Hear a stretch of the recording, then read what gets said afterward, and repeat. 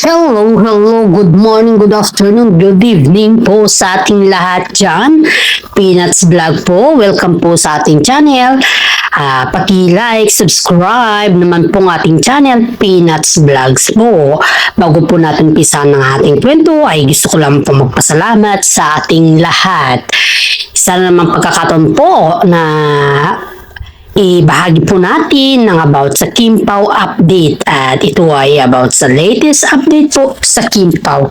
Tara na, umpisahan na po natin ng kwento natin sa ngayon, guys.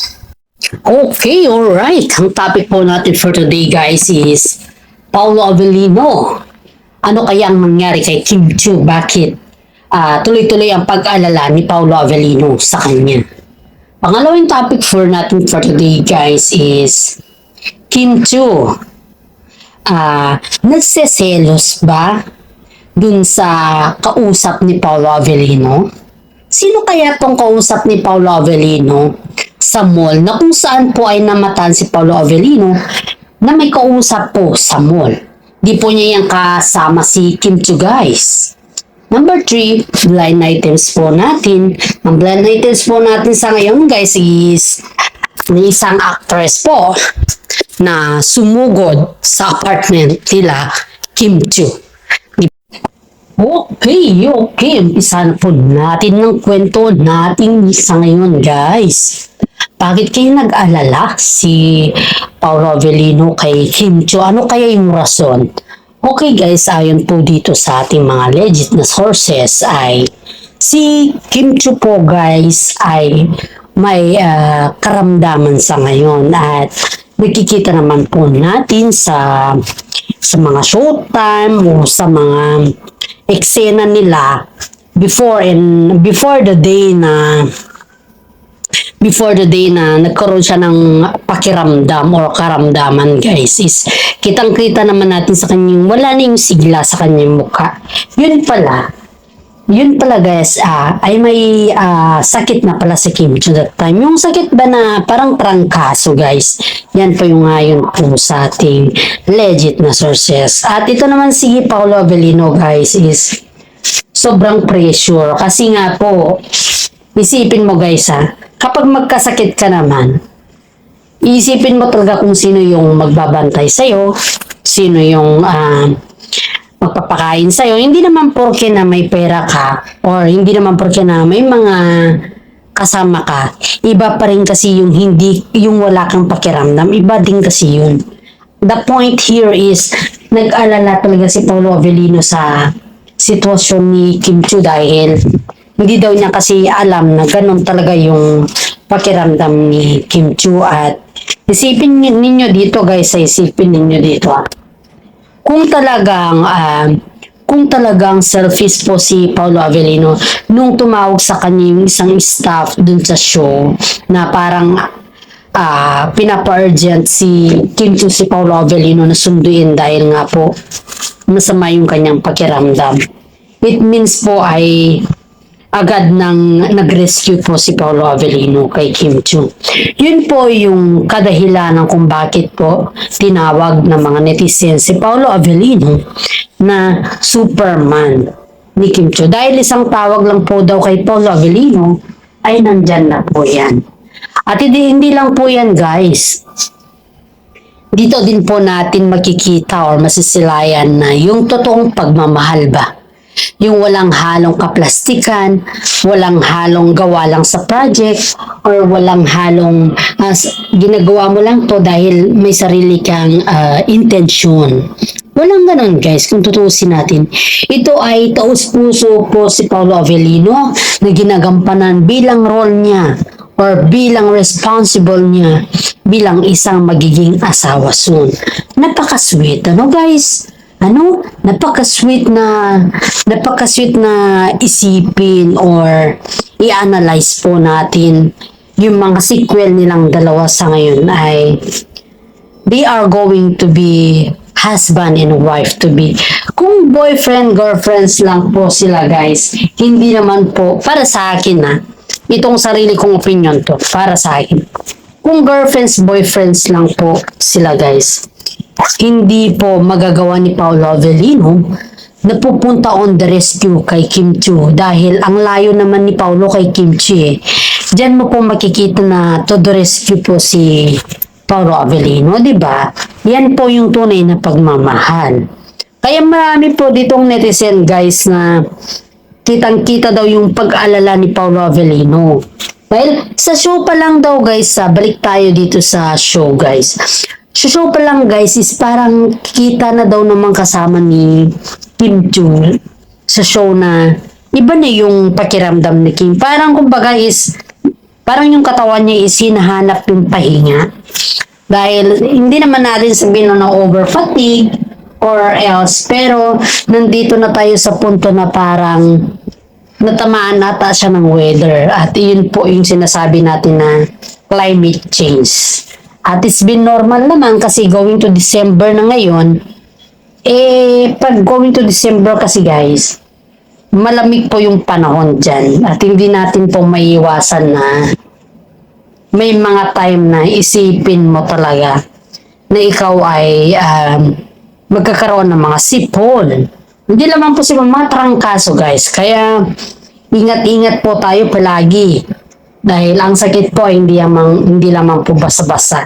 Okay lang yung lakwatsera ka, wag lang magkasakit ka. Kung sa sakit kasi guys, ang dami kasing sequel niyan eh. Magkasakit ka no, hindi mo alam kung sinong mag-aalaga sa'yo. Sinong kukup-kup sa'yo habang ikaw nagkakasakit. Ganun kasi yun guys. Kaya we cannot trust or we cannot defend or we cannot care ourselves if tayo lang po or kung iba lang po yung mga may sakit. Diba? Always we need help guys kung ganun po yung sitwasyon.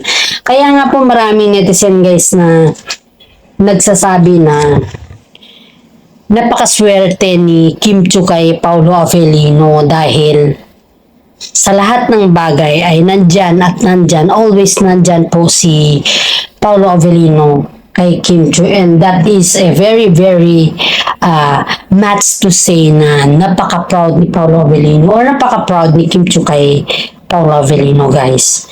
Isipin mo to guys isipin mo to ayon dito sa ating legit na sources, si Kim Chiu daw guys is hindi daw siya kampante pag hindi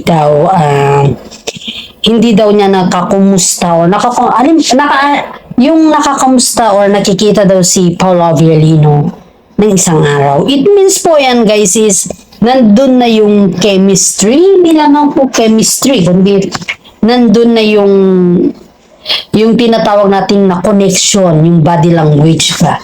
Yun na yung papasok yung body language sila. Kasi aside from hindi na daw kaya ni Kim Chiu na makita si hindi na makita si Paolo Avellino, is parang na-adapt nila dun sa sarili nila na hindi nila kayang makita or hindi nila kayang hindi makita ang isa't isa sa isang araw. Siyempre, bilang ikaw na partner guys, proud ako dun sa narinig ko. Ibig sabihin nun, kakaiba na to. Hindi lamang husband and wife to be talaga, kundi yun na talaga yung trato nila. May level up na tinatawag dito eh.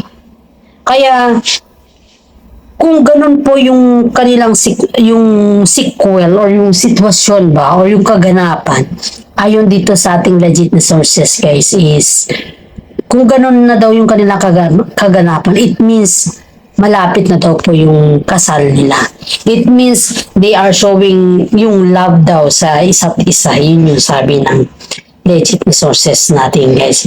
Pero para sa akin guys is aware naman ako dyan sa love nila Paolo Avellino at saka si Kim Chiu. Ang the best thing kasi sa kanila guys is tamado kasi si Kim Chiu pag may mga nambabas sa kanya. Yun pa pala yung isa kung bakit parang umiba pag may, di ba noon guys, pansin natin ito, di ba noon ang daming nambas sa Kim Pao pero in-ignore lang nila. Pero sa ngayon kasi guys is parang kasali na kasi yung mga kasama nilang artista guys. Yung kasama kasi nilang artista, yun din yung nambabas sa kanila. parang umiba yung ihip ng hangin. Kumbaga, sa reality talk tayo guys. Kunin natin sa reality talk ba? Yung ihip ng hangin is kakaiba. Sobrang kakaiba. Dahil po si Kim Chu noon guys is hindi niya, ini-ignore niya lang yung mga buzzers. Pero sa ngayon guys is parang tinik na daw yung mga buzzers sa kanya kasi kaliwat kanan na po yung nambabas sa kanila ni Paolo Avellino. At ito pa guys ito pa, binabas po sila sa mga way na hindi mo naman maintindihan kung anong rason. Diba? Hindi mo din alam kung bakit sila binabas. Ayon dito sa ating legit na sources ay ang sinasabi daw nila is ayaw daw nila na magkaroon na naman ng bagong movie ang Kim Pao. Ano naman problema nila doon pag magkaroon ng bagong movie ang Kim Pao, di ba? Sila naman yung gaganap eh. Kung ayaw mo kasing panoorin yung movie nila at kung ayaw mo dun sa mga artista na gumanap, huwag mong panoorin. Ganun lang kasimple, di ba? Ganun lang talaga kasimple. Kaya sa mga epal na buzzers dyan ay wag naman kayong dumagdag sa sakit ng ulo ni Kim Chu. Kaya nga sumasakit si Kim Chu at tuloy na pag-analyze. Kasi isa rin kayo sa dumadagdag na ganyan ng ugali. Medyo dahan-dahan tayo dito guys. Kasi hindi natin nakalain na ganyan pala ugali ng mga ito. Okay, you're right. Bago po tayo dadako na naman sa ibang topic guys is pangalawang topic natin for today is Kim Chu nagsaselos sa katawag ni Paolo Avellino sa mall. Okay guys. Ito konfirmado to talaga guys. Caught with action daw. Ayon dito sa ating legit sources. Kasi si Paolo Avellino guys is pumunta siya sa mall. Baka siguro may binili siya doon. Hindi natin alam. Basta may binili siguro siya doon sa mall. Pagpunta daw niya sa mall, may biglang may tumawag at may kasama po si Paolo Avellino dyan guys Yung kasama po ni Paolo Avellino is yung friend ni Kim Chu. Dahil si Pao kasi guys, hindi kasi po yan lumalabas ayon dito sa ating legit na sources Hindi po yan lumalabas kapag wala daw siyang kasama. Dahil nga po, pag siya lang daw kasi yung lumalabas, natatrap daw yan sa mga maraming tao. Parang takot daw si Paulo sa mga maraming tao. Yan po yung ayon sa ating legit sources guys. Kaya ang sinasabi kay Paulo, pag yan daw po ay natrap sa maraming tao, hindi mo na daw yan, kumbaga, ang hirap na daw niyang kunin.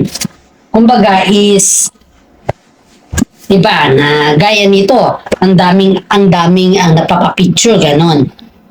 Pag nandyan daw si Paolo Avellino, parang hindi ka daw makapaniwala na makapag-exit siya. Ganon kasimple. Mas maganda daw kapag may kasama siya, kasi yung kasama ni Paolo Avellino, kapag natrap daw sila sa mga fans, at least yun, nakaka-escape daw po sila. Parang ganun yung trend. Kaya nga po guys, tiwalang-tiwala daw naman si Kim Chu sa kanya sa mall. Kasi may pinabili siguro guys. Nagsabi daw yung kasama ni Paulo na, sino kausap mo? Hindi naman po daw yung si Kim Chu guys Hindi naman daw po si Kim Chu yung kausap ni Paolo Avellino. Kaya ito ang sabi sa atin guys. Si Paolo Avellino guys ay tulalang tulala pag si Kim Chu daw yung nagtatanong sa kanya ng ganun. Sabi daw sa kanya, may mga kausap ka, di ba? May mga kausap ka, ba't di mo sinasabi? Yun daw yung sinasabi niya mismo kay Paolo Avellino guys. Pero itong si Paolo Avellino, aminin niya man or hindi, takot daw siya kay Kim Chu at kahit anong klase daw or sino daw yung mga babae na tumatawag sa kanya, ay sinasabi daw niya yung pangalan. Lalo't one time daw guys, tumawag daw pala yung pinsan ni Paolo Avellino sa kanya. And it sense po na yung tumawag kay Paolo Avellino is yung mismong pinsan niya guys nandyan daw si Kim Chu. Ilang minuto lang daw, hindi pa daw bumaba yung tawag. Nagtanong daw kagad si Kim Chu kung sino yung kausap ni Paolo Avellino. Aba, masyadong stricta. Ganun ba talaga magselos si Kim? Pero guys, ayon dito sa ating legit na sources, ang katawag pala ni Paolo Avellino that time is hindi po si Kim Chu. Isang actress pala yung guys na parang kumbaga is tinatanong si Paolo Avellino kung anong lakad niya by the next day.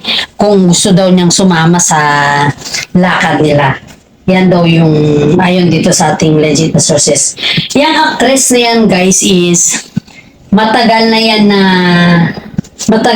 na nangungulit kay Paolo Avellino dahil nga po ang daming nauudlot sa kanya. Ayan gusto niya siguro pati si Paolo Avellino maudlot. Kaya maraming natutuwa sa actress na yan hanggang ngayon. Ang daming udlot term sa kanya.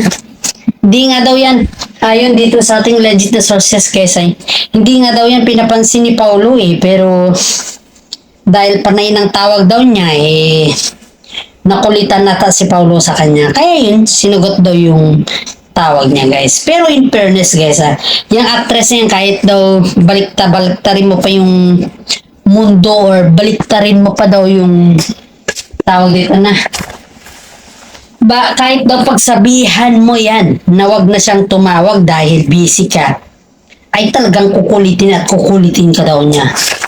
Kaya si Paolo naman sinabi kay Kim Chu kung sino yung actress na yun at laking tuwa naman ni Kim Chu dahil sobrang pogi na nga lang ni Paolo, napaka-anis pa guys. Kaya bihira lang po yung ganyan guys, yung napaka-anis mo, bihira lang po yan. Alam naman natin kung gaano kahirap yan. Alam naman din natin kung gaano kabihira yung ganyan na bagay. Alam naman natin yan. Kaya, syempre sa ating guys, kung yung boyfriend at girlfriends po natin is very honest, isa lamang po ang point niyan, isa lamang po yung masasabi ko dyan. Huwag niyo pong iwanan ang taong yan. Dahil pag iyan po ay iwanan mo, wala ka na makitang kaparehan ng ganyan na style.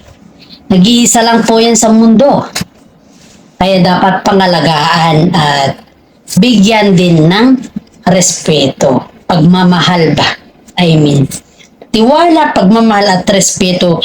Pag mayroong kanyan ay tiyak na 100% hindi kayo pagpapalit ng iyong karelasyon. At alam naman po natin guys na pag mabait ang tao sa'yo, huwag naman abusuhin. Kaya, yung mga iba nga dyan guys yung mga iba dyan na pilingera, ganun na lang natin. Sorry to say na sabihin natin na pilingera, pero yun talaga yung words para sa kanya guys Kaya, mahirap man mag-judge, pero wala naman tayong magagawa kung sakaling ganyan po yung kanilang isip, diba? Kaya nga po dito guys, sinusuportahan po natin ang Kim Pao at sana naman sa mga Kim Pao fans sa solid po dyan, paki-like, subscribe, at share naman po yung aking update. One comment lang guys hindi yung tad-tad na comment dyan. Isang comment lang po tayo. Kasi pag mag-comment po tayo, ang dami kasing comment na halos kumbaga ba guys is dire-diretso. Please lang guys, medyo isang comment lang tayo and then pag may mag-reply po sa atin is magre-reply din po tayo. Ganun lang po simple guys kasi na trace po tayo niyan. So ito guys sa mga iba po dyan wag din po natin kalimutan na i-share po yung ating YouTube channel para sa ganun po ay mas marami pong nakakalam sa about sa Kim Pao update. At isang malaking tulong na din po yan para sa akin. Eto, balik po tayo sa pilingerang na ito. Kung ikaw ay isang pilingera, wag mo naman abusuhin. I mean is, wag mo namang ipakanda. Kumbaga is, alam mong pilingera ka na. Medyo umatas ka naman. Para sa gano'n, hindi ka mahiya or hindi ka yung hindi mo dapat ipahiya yung mga ibang kasama mo. Para sa gano'n ay parang patas lang ba? Yun yung point natin dito guys. Hindi yung gumawa tayo ng kwento na kung saan po ay hindi tayo patas. Parang pangit naman kasi yun. At hanggang dito na lang po ang ating content. Maraming salamat po at God bless po sa ating lahat.